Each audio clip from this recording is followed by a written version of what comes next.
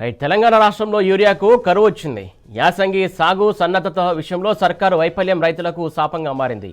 కేసీఆర్ పాలనలో ఎన్నడూ కనిపించని విధంగా మళ్లీ ఎరువుల కోసం క్యూ లైన్లలో నిలబడే కాలం దాపురించింది. సమైక్య రాష్ట్రం నాటి పరిస్థితులలో కాంగ్రెస్ సర్కారు తిరిగి తెచ్చింది.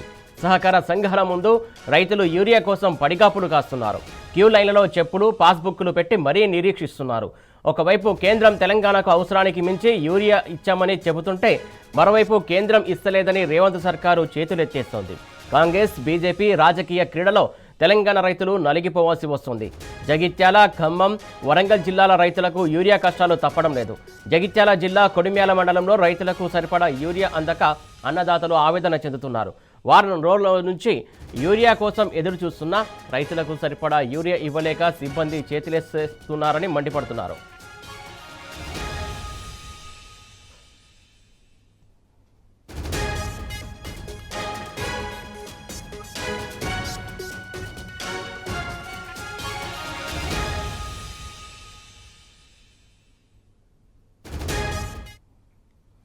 ఇక జగిత్యాల జిల్లాలో యూరియా కష్టాలకు సంబంధించి మా కరస్పాండెంట్ సందీప్ అందిస్తారు. సందీప్, చెప్పండి, జగిత్యాల జిల్లాలో ఏ చోట్ల యూరియా కష్టాలు ఉన్నాయి?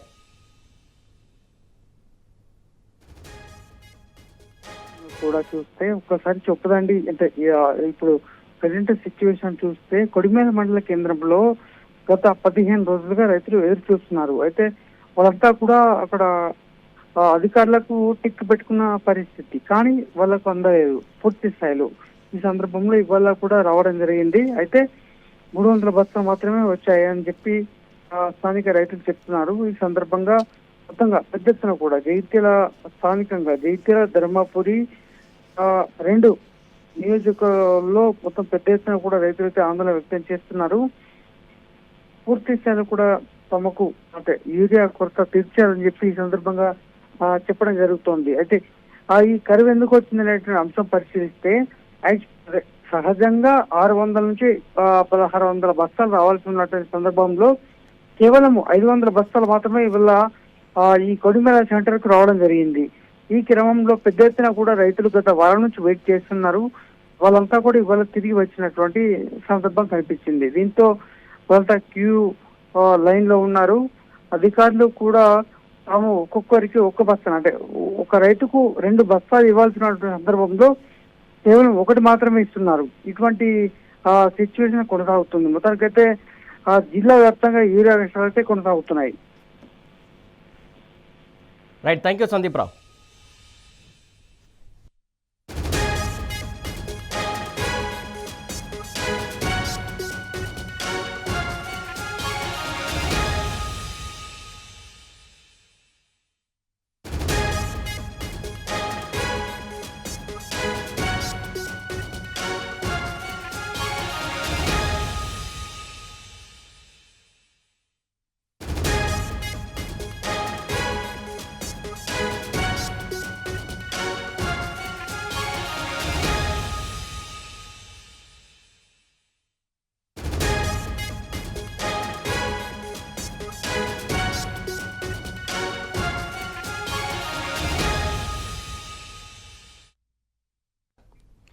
ఇక ముగ్గురు మంత్రులు ఉన్నటువంటి ఖమ్మం జిల్లాలో కూడా యూరియా కష్టాలు వీడట్లేదు. దీనికి సంబంధించి మా కరెస్పాండెంట్ సాంబశివరావు అందిస్తారు. సాంబశివరావు, చెప్పండి, ఖమ్మం జిల్లాలో ఏ చోట్ల యూరియా కష్టాలు ఉన్నాయి?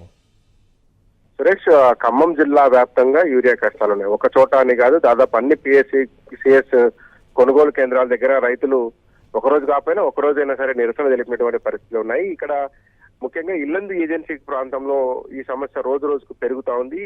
కనీసం దాన్ని సార్ట్అవుట్ చేసేటువంటి ఆలోచన కూడా ప్రభుత్వం చేయట్లేదని రైతు సంఘాలు ఆరోపిస్తున్నాయి. ఇవాళ పెద్ద ఎత్తున ఆందోళన కొనసాగించారు. ఎందుకంటే పిఎస్ఏఎస్సి కొనుగోలు కేంద్రం ఇల్లందు వ్యవసాయ మార్కెట్ యార్డ్ లో ఉంటుంది. అక్కడికి చేరుకున్నటువంటి రైతులకు నిన్న కూడా లేదని చెప్పారు, ఇవాళ కూడా లేదని చెప్పారు.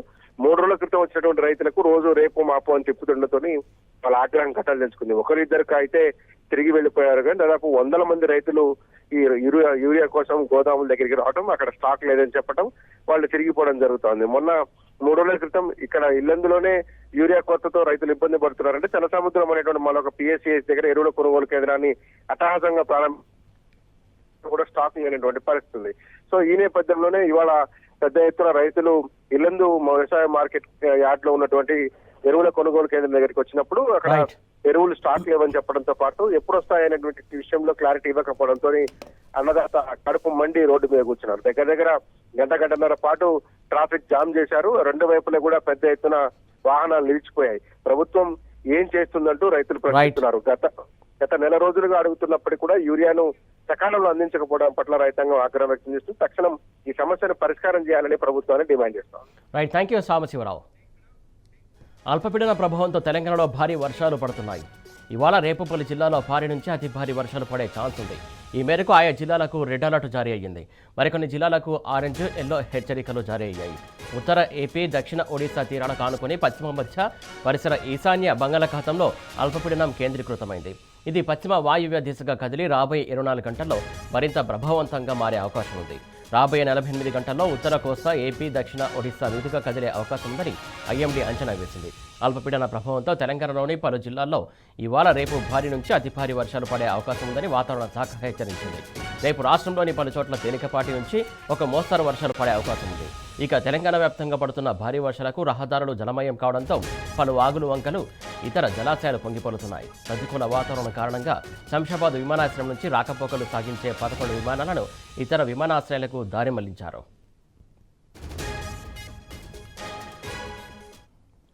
దీనికి సంబంధించి తాజా అప్డేట్స్ మా కరెస్పాండెంట్ అరవింద్ అందిస్తారు. అరవింద్, చెప్పండి, మొత్తానికి వర్షాలకు సంబంధించి తాజా అప్డేట్స్ ఏంటి?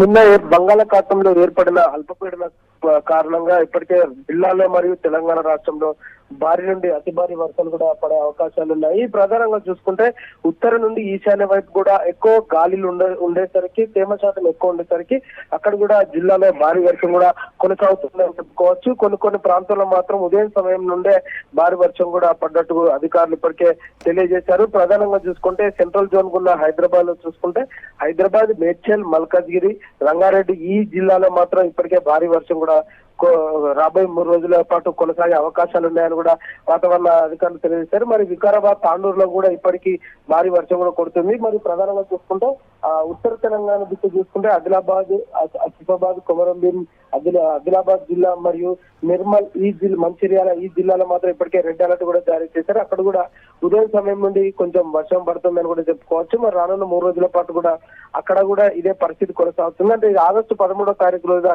ఏర్పడిన అల్పపీడన కారణంగా ఇదే పరిస్థితి కూడా కొనసాగుతుంది కాబట్టి 16వ తారీఖు వరకు కూడా ఇది కంటిన్యూ అవుతాయని కూడా ఇప్పటికే హెచ్చరికలు కూడా జారీ చేశారు. అక్కడ కూడా రెడ్ అలర్ట్ కూడా జారీ చేశారు. మరి ఈశాన్య తెలంగాణకు వచ్చేసరికి భద్రాద్రి కొత్తగూడెం, మహబూబాద్, ఖమ్మం, ములుగు, హనుమకొండ, వరంగల్, జనగామ, భద్రాద్రి కొత్తగూడెం, భువనగిరి ఈ జిల్లాలో మాత్రం భారీ వర్షం కూడా ఉంటుందని వాతావరణ శాఖ అధికారులు తెలిపారు. మరి ప్రధానంగా కూడా అక్కడ రెడ్ అలర్ట్ కూడా జారీ చేసినట్టు కూడా హెచ్చరికలు కూడా జారీ చేశారు.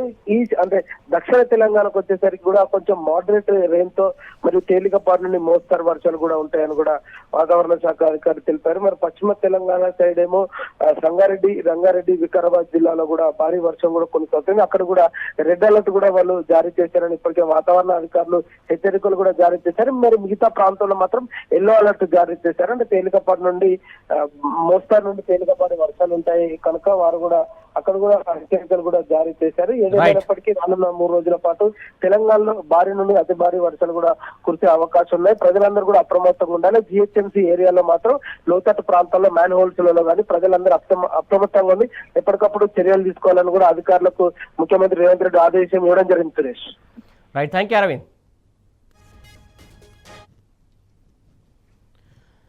రైట్, బాలికపై లైంగిక దాడి చేసి హతమొచ్చినటువంటి కేసులో నల్గొండ జిల్లా ఫోక్సో కోర్టు సంచలన తీర్పిచ్చింది. నిందితుడు మహమ్మద్ ముక్రంకు ఉరిశిక్ష విధించింది. కోర్టు తీర్పుపై బాలిక తల్లిదండ్రులు హర్షం వ్యక్తం చేశారు. నల్గొండకు చెందినటువంటి మైనర్ బాలికపై 2013లో మహమ్మద్ ముక్రం లైంగిక దాడి చేశారు. బాలికను హతమర్చి మురికి కాలువలో మృతదేహాన్ని పడేశాడు. బాలిక కనిపించడం లేదని నల్గొండ 1 టౌన్ పోలీసులకు పేరెంట్స్ ఫిర్యాదు చేశారు. నిందితుడిపై పోక్సో హత్య నేరం కింద కేసు నమోదు చేశారు. పోక్సో కోర్టులో వాదనలు జరగగా ఇవాళ తుది తీర్పును POCSO court incharge judge Rojaramani వెలువరించారు. నిందితుడు మహమ్మద్కు ఉరిశిక్షతో పాటు 1.10 లక్షల రూపాయల జరిమానా విధించారు. బాధిత కుటుంబానికి 10 లక్షల పరిహారం చెల్లించాలని ఆదేశించారు. కోర్టు తీర్పును బాలిక పేరెంట్స్ స్వాగతించారు. ఇన్నాళ్లకు తమకు న్యాయం జరిగిందని, పాప ఆత్మకు శాంతి చేకూరిందన్నారు. ఇది ఉమ్మడి నల్గొండ జిల్లాలో పోక్సో యాక్ట్ అనేది వచ్చిన తర్వాత ఇది మొదటి కేసు అండి. దీనికి సంబంధించిన వివరాల్లోకి వస్తే అక్యూజ్డ్ విక్టిమ్ని మభ్యపెట్టి తీసుకొని వెళ్ళి టీ ప్యాకెట్స్ అమ్మే ఒక చిన్న మైనర్ అమ్మాయిని 11 years ఓల్డ్ బేబీని తీసుకుని వెళ్ళి సెక్షువల్ అసాల్ట్ కమిట్ చేసి దేర్ ఆఫ్టర్ ఆ అమ్మాయిని చంపేసి తీసుకొచ్చి మురికి కుంటలో వేయడం జరుగుతుంది. సో దీనికి సంబంధించి మన పోలీస్ వాళ్ళు ఇన్వెస్టిగేటింగ్ ఏజెన్సీ సాక్షులని on time to time produce చేశారు. పోక్సో కోర్టు జడ్జి గారు 2 సైడ్ల వాదనలు విని ప్రొడ్యూస్ చేసిన ఎవిడెన్స్ని పరిగణలోకి తీసుకొని 2 సైడ్ల ఇరు పక్షాల వాదనలు విని ఈ జడ్జ్మెంట్ అన్నది ప్రొనౌన్స్ చేయడం జరిగింది. విక్టిమ్స్కి న్యాయం జరిగింది. సో ఇలాంటి శిక్షలు పడినప్పుడు తెలియాలి, ఇలాంటి తప్పు చేస్తే జనాలలో కూడా ఒక అవేర్నెస్ అన్నది తీసుకురావాలి. ఇలాంటి తప్పు చేస్తే చిన్న పిల్లల మీద తప్పు చేస్తే ఇలాంటి శిక్షలు అన్నవి పడతాయి అన్నది అందరికీ తెలియాలి. దీనికి సంబంధించి తాజా అప్డేట్స్ మా కరెస్పాండెంట్ రాము అందిస్తారు. రాము, చెప్పండి. ఎట్టకేలకు నల్గొండ జిల్లాలో పోక్సో కోర్టు సంచలన తీర్పు వెలువరించింది. దీనికి సంబంధించి అప్డేట్స్ ఏంటి? సురేష్, నల్గొండ కోర్టులో సంబరాలు చేసుకుంటున్నారు. పెద్ద ఎత్తున న్యాయవాదులు, పబ్లిక్ ప్రాసిక్యూటర్స్ కూడా ఈ తీర్పు పట్ల హర్షం వ్యక్తం చేస్తా ఉన్నారు. పోక్సో చట్టం రూపొందించిన దగ్గర నుంచి కూడా గరిష్టంగా 20 ఏళ్ల వరకు మాత్రమే కోర్టు శిక్షలు పడుతూ వస్తున్నాయి. కానీ రాష్ట్రంలోనే మొట్టమొదటిసారి పోక్సో చట్టం రూపొందించిన తర్వాత ఒక వ్యక్తికి ఉరిశిక్ష వేయడం అనేది మొదటిసారి అని కూడా చెప్తా ఉన్నారు. మహమ్మద్ మకర్ అనేటువంటి ఒక వ్యక్తి 2013లో నల్గొండలోని మాన్యంచెలకలో 11 సంవత్సరాల బాలికను మభ్యపెట్టి ఇంట్లోకి తీసుకెళ్లి అత్యాచారం చేశారు. ఆ తర్వాత హత్య చేసి ముక్కలుగా నరికి మురికాలు పడేయడం జరిగింది. అప్పట్లో ఈ సంచలనమైంది. నల్గొండ జిల్లా అంతా కూడా ఒక్కసారిగా వణికిపోయింది. ఈ పట్ల 1 టౌన్ పోలీసులు పకడ్బందీగా కేసు నమోదు చేశారు. చాలా పకడ్బందీగా సైంటిఫిక్ ఆధారాలతో పాటు అన్ని డాక్యుమెంట్లను ప్రొడ్యూస్ చేస్తూ ఛార్జ్ షీట్ ని పకడ్బందీగా దాఖలు చేయడంతో దాదాపు 11 సంవత్సరాల పాటు కూడా ఈ కేసు వాదోపవాదాలు విన్నారు. ఈ రోజు స్పెషల్ సంబంధించినటువంటి జడ్జి రోజారమణి గారు పోక్సో సంబంధించినటువంటి కోర్టులో ఒక సంచలనటువంటి తీర్పు వెల్లడించారు. నిందితుడికి 2 సార్లు ఉరిశిక్ష వేయాలని తీర్పు ఇవ్వడం జరిగింది. ఒకసారి హత్య చేసినందుకు, మరోసారి అత్యాచారం చేసినందుకు. దీంతో సర్వత్ర కూడా హర్షాతిరేకలు వ్యక్తమవుతున్నాయి. సమాజంలో మరొకసారి ఎవరైనా నేరాన్ని పాల్పడాలన్నా ఎంతవారైనా తప్పించుకోలేరు. బాలికల పట్ల ఎవరైనా అఘాయిత్యాన్ని పాల్పడితే ఇలాంటి ఉరిశిక్షలు పడతాయని తీర్పిచ్చినట్టుగా కూడా హర్షోద్గానాలు వ్యక్తమవుతున్నాయి. Suresh, right, thank you Ramu.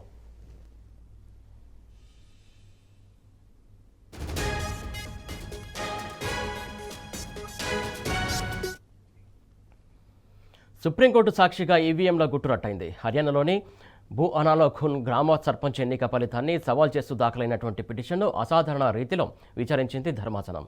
Court సమక్షంలోనే రీకౌంటింగ్ చేపట్టగా తొలి ఫలితానికి భిన్నమైన ఫలితం వచ్చింది. ఇరు పక్షాల అభ్యర్థులు, వారి న్యాయవాదుల సమక్షంలో సుప్రీంకోర్టు ఓఎస్డీ ఈ నెల 6న రీకౌంటింగ్ నిర్వహించారు. దీనిలో మొత్తం 3,767 ఓట్లు పోలింగు కాగా పిటిషనర్ మోహిత్ కుమార్కు 1,051 ఓట్లు, సమీప ప్రత్యర్థి కుల్దీప్ సింగ్కు 1000 ఓట్లు వచ్చాయి. దీంతో భూ అన్ లాఖూన్ గ్రామ పంచాయతీ సర్పంచ్గా పిటిషనర్ మోహిత్ కుమార్ గెలిచినట్లు ప్రకటించారు. పిటిషనర్ వెంటనే సర్పంచ్గా బాధ్యతలు చేపట్టవచ్చని ద్విసభ్య ధర్మాసనం పేర్కొంది. అయితే తాజా తీర్పుతో ఈవీఎంల అక్రమాలపై మరోసారి చర్చ మొదలైంది. ఈవీఎంలపై ప్రతిపక్షాలు వ్యక్తం చేస్తున్న సందేహాలు నిజమేనని తేలింది. దీనికి సంబంధించి మా కరెస్పాండెంట్ కిరణ్ అందిస్తారు. కిరణ్, చెప్పండి. సురేష్, ఇప్పటికే ఈవీఎంలకు సంబంధించి దేశవ్యాప్తంగా పెద్ద ఎత్తున చర్చ జరుగుతున్నటువంటి నేపథ్యంలో వాటిపైన అనుమానాలు మరింత బలపడతా ఉన్నాయి. సుప్రీంకోర్టు సాక్షిగా ఈవీఎంలకు సంబంధించినటువంటి గుట్టు రట్టయిందనే మనం అర్థం చేసుకోవచ్చు. ఆగస్టు 6న సుప్రీంకోర్టు వేదికగా మొట్టమొదటిసారి న్యాయస్థానంలో ఎలక్ట్రానిక్ ఓటింగ్ యంత్రాల రీకౌంటింగ్ అనేది కొంత చర్చనీయాంశంగా మారింది. ఆ ఫలితాలు ఏవైతే ఉన్నాయో తారుమారైనటువంటి పరిస్థితి కనబడుతుంది. హర్యానా సర్పంచ్ ఎన్నికల్లో గోల్మాల్ జరిగినట్టుగా ఇప్పటికే పిటిషన్ కూడా దాఖలు చేశారు. అక్కడ పోటీ చేసినటువంటి అభ్యర్థి ఎవరైతే ఉన్నారో మోహిత్ కుల్దీప్ సింగ్ గెలుపొందినట్టుగా ఇప్పటికే అధికారులు కూడా ప్రకటించడం జరిగింది. ఆ అధికారులకు సంబంధించి ఏదైతే గ్రామ పంచాయతీ ఎన్నికలు 2022 నవంబర్ 2న సర్పంచ్ ఎన్నిక జరిగింది. అయితే ప్రత్యర్థి మోహిత్ పైన కుల్దీప్ సింగ్ గెలుపొందినట్లుగా ఎన్నికల అధికారులు ప్రకటించారు. ఎన్నిక ఫలితాన్ని సవాల్ చేస్తూ ఓడిపోయినటువంటి అభ్యర్థి మోహిత్ కుమార్ అదనపు సివిల్ జడ్జి అయినటువంటి కం పానిపట్టుకు సంబంధించి ఎన్నికల ట్రిబ్యునల్ ఎదుట పిటిషన్ దాఖలు చేశారు. మే 7న డిప్యూటీ కమిషనర్ ఎన్నికల అధికారి బూత్ నెంబర్ 69లో ఓట్లను రీకౌంటింగ్ చేయాలని 2025లో ఏప్రిల్ 22న ట్రిబ్యునల్ ఆదేశించింది. అయితే జూలై 1న ట్రిబ్యునల్ ఈ ఉత్తర్వులకు సంబంధించి హర్యానా కోర్టు పక్కన పెట్టినటువంటి నేపథ్యంలో ప్రస్తుతం ఈ అంశానికి సంబంధించినటువంటి అంశంలో ఆగస్టు 6వ తేదీన ఉదయం 10 గంటలకు సెక్రటరీ జనరల్ నామినేట్ చేసినటువంటి కోర్టు రిజిస్ట్రార్ ఎదుట ఈవీఎంలను ఉంచాలని పానిపట్టుకు సంబంధించినటువంటి జిల్లా ఎన్నికల అధికారికి సుప్రీంకోర్టు ఆదేశించింది. అన్ని బూతుల్లో ఉన్నటువంటి ఫలితాలు పూర్తిసారి లెక్కించగా 1051 ఓట్లు మోహిత్ కు లభించాయి. సమీప ప్రత్యర్థి కుల్దీప్ సింగ్ కు 1000 ఓట్లు రాగా దీంతో భువాన్ లకు సంబంధించినటువంటి గ్రామ పంచాయతీ సర్పంచ్ గా పిటిషనర్ మోహిత్ కుమార్ గెలుపొందినట్లుగా ప్రకటిస్తూ 2 రోజుల్లో నోటిఫికేషన్ జారీ చేయాలని పానిపట్టు డిప్యూటీ ఎన్నికల కమిషనర్ కు ఆదేశాలు జారీ చేసింది. ఈ విధంగా దేశవ్యాప్తంగా కూడా ఈవీఎంల అనుమానాలు వ్యక్తమవుతున్నటువంటి నేపథ్యంలో సుప్రీంకోర్టులో ఈ కౌంటింగ్ జరిగినటువంటి పరిస్థితులు కనబడతా ఉన్నాయి. ఖచ్చితంగా రాబోయేటువంటి రోజుల్లో దీనిపైన కొంత చర్చ జరిగేటువంటి అవకాశాలతో మనకు స్పష్టంగా కనిపిస్తున్నాయి. ఎప్పటి నుంచో ఈవీఎంల పైన అనుమానాలు అయితే వ్యక్తం చేస్తున్నారు. గెలుపొందాల్సినటువంటి పార్టీలు ఓడిపోతున్నటువంటి సందర్భాలు దేశవ్యాప్తంగా అన్ని రాష్ట్రాల్లో కనిపిస్తున్నటువంటి నేపథ్యంలో ఇదే అంశం ఇప్పుడు సుప్రీంకోర్టులో సంచలనంగా తీర్పు మారటంతో రాబోయేటువంటి రోజుల్లో ఈ పరిణామాలు ఏ విధంగా ఉండబోతున్నాయని మాత్రం మనం వేచి చూడాలి. Right, thank you Kiran.